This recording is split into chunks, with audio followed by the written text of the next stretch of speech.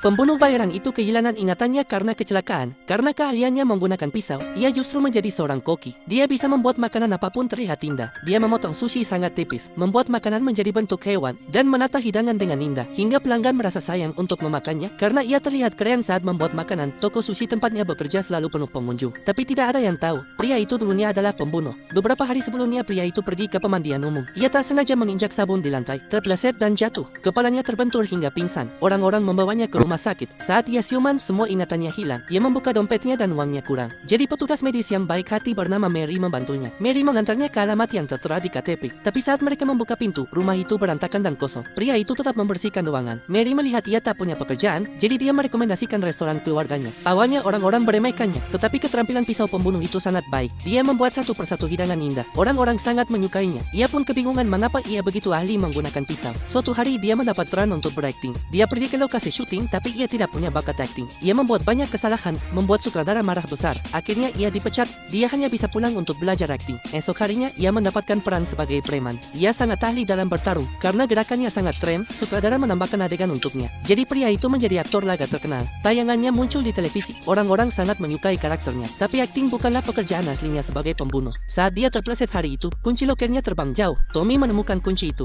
Tommy adalah pria yang gagal. Sebelum menggantung diri, ia ingin mandi untuk terakhir kalinya. Dia diam-diam menukar kuncinya dengan kunci si pembunuh. Saat membuka loker si pembunuh, di dalamnya ada kunci mobil mewah dan banyak uang. Ia memutuskan untuk menikmati hidup sebelum mati. Tommy memakai setelan rapi dan membayar semua utangnya. Setelah hidup dengan puas, dia pergi ke rumah sakit untuk mengembalikannya. Tapi ia mengetahui pembunuh itu telah hilang ingatan. Tommy segera kabur. Dia menggunakan navigasi mobil untuk menemukan rumah si pembunuh. Itu adalah sebuah mansion. Lemarinya penuh dengan pakaian dan jam tangan mahal. Tommy sangat menyukai rumah itu. Satu-satunya kekurangannya acara TV yang membosankan, menayangkan wanita yang melakukan yoga setiap hari. Tapi suatu hari saat Tommy mengambil wine, ia tak sengaja membuka pintu rahasia. Dalam ruangan itu ia menemukan banyak alat aneh. Di dinding terpampang foto wanita yang sama dari acara yoga. Wanita itu adalah target pembunuhan berikutnya. Di tempat lain, sang pembunuh terjebak di mobil karena hujan. Hujan itu membuatnya mengingat kembali identitas aslinya. Jadi dia pulang untuk menangkap Tommy.